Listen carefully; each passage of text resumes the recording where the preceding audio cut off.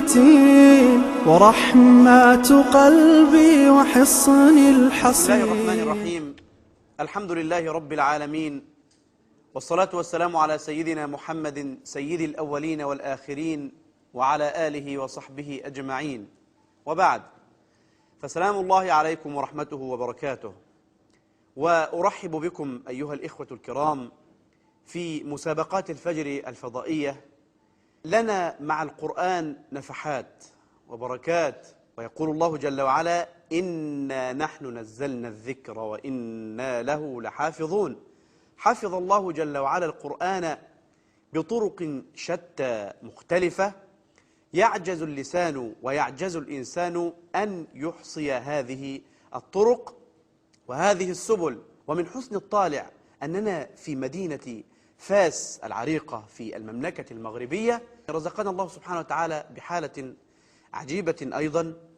هذه الحالة يعني فيها صعوبة النطق، صعوبة الكلام، صعوبة التواصل مع الآخرين، لكنك إذا رأيته يقرأ القرآن الكريم ويحفظ القرآن الكريم كاملا غير منقوص. نحن الآن في مدينة فاس، وهو من مدينة الدار البيضاء، وتبعد عن المكان الذي نقيم فيه المسابقة أكثر من 350 كيلومترا أو أقل بقليل يعني. فقطع هذه المسافة الكبيرة بالحافلة وأتى ليشاركنا معنا في هذه المسابقة المباركة، مسابقة الأحفظ. أخي الكريم، كيف حالك أولا؟ ترون أيها الإخوة المشاهدون والأخوات المشاهدات طريقة كلامه. نعم، ما اسمك؟ أنت من أي المناطق؟ جوزة. طيب، اقرأ من أول سورة الإسراء. أعوذ بالله من الشيطان الرجيم. بسم الله الرحمن الرحيم.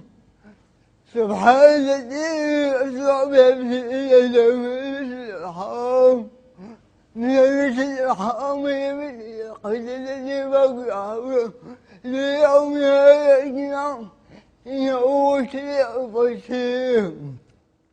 وآتيناه الكتاب يعلمه للذي شرائع ألا تسأله به وكيلا تريد أحمد فالأوح إنه كان عبدا شكورا. جزاك الله خيرا، جزاك الله خيرا. معي في هذه الحلقة إن شاء الله، الحلقة المباركة على طاولة لجنة التحكيم أخي الكريم شيخ محمد يحيى، فأتركه معه. كيف حالك يا شيخ؟ أنت ما شاء الله حفظك متين. عارف سورة العنكبوت؟ ابدأ كده في أول سورة العنكبوت. أعوذ بالله من الشيطان الرجيم. بسم الله الرحمن الرحيم. ألف لام ميم. أحسب الناس أن يتقوا أن يقولوا آمنا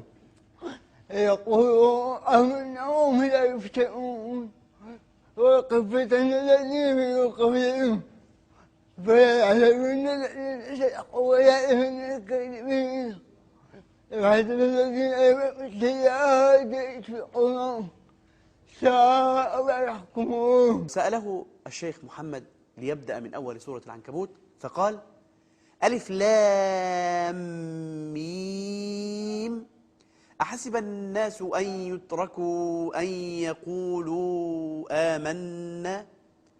كان من الممكن أن يكمل ويقول وهم لا يفتنون، ولكنه معلم وما شاء الله متقن، رجع وقال أن يقولوا آمنا وهم لا يفتنون. ألف لام ميم. أحسب الناس أن يتقوا أن يقولوا آمنا وهم لا يفتنون.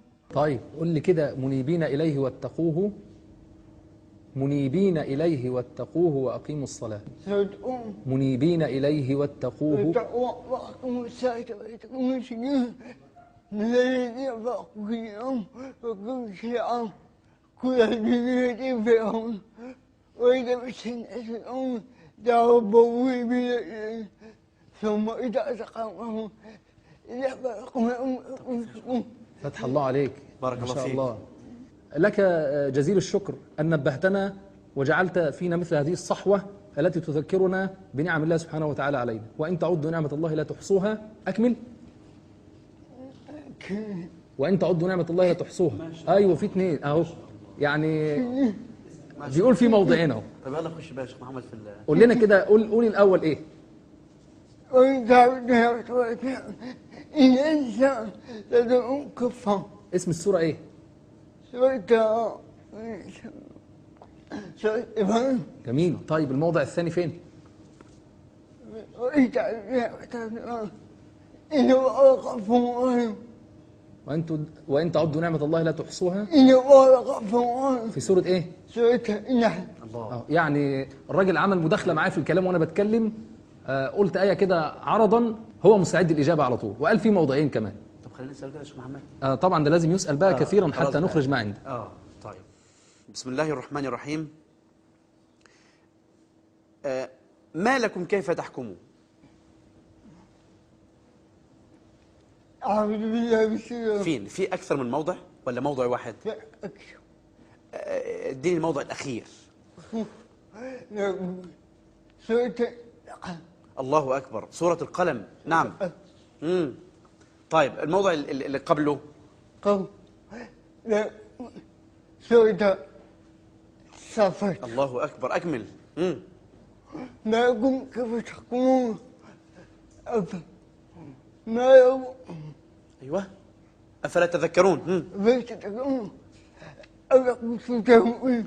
طيب كويس. طيب كويس. خلاص. طيب في فما لكم كيف تحكمون في أي سورة؟ فما لكم كيف تحكمون.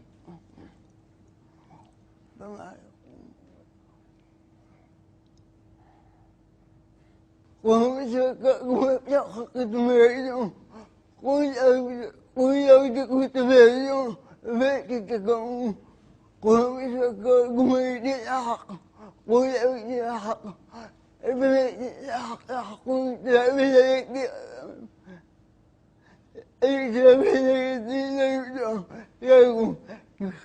كيف تحكم؟ صح؟ طيب فصل. صح ما شاء الله. مبسوط ما شاء الله ما شاء الله. طيب يا شيخ محمد معلش احنا نطول الحلقه شويه يا اخوان، يعني لا تسأمونا ولا تملونا، لان هذه الحلقه حلقه ماتعه، وما كنت اظن ان مثل هذه الحلقه يعني الشيخ ان يكون متقنا وحافظا وجامعا لمثل هذه المتشابهات. فيعني ممكن يا شيخ محمد تديله كمان؟ طيب أنا هسألك سؤال بقى، لو جاوبت عليه تبقى ممتاز. ماشي؟ ويقولون متى هذا الوعد إن كنتم صادقين. عايز منك موضعين. سورة يونس. سورة الإيش؟ يونس. يونس. ماشي. يا سلام. وفين تاني؟ سورة الأنبياء. يا أنبياء. سلام. عارف موضع آخر؟ طيب قول اتفضل. سورة الملك. الملك. طيب. سورة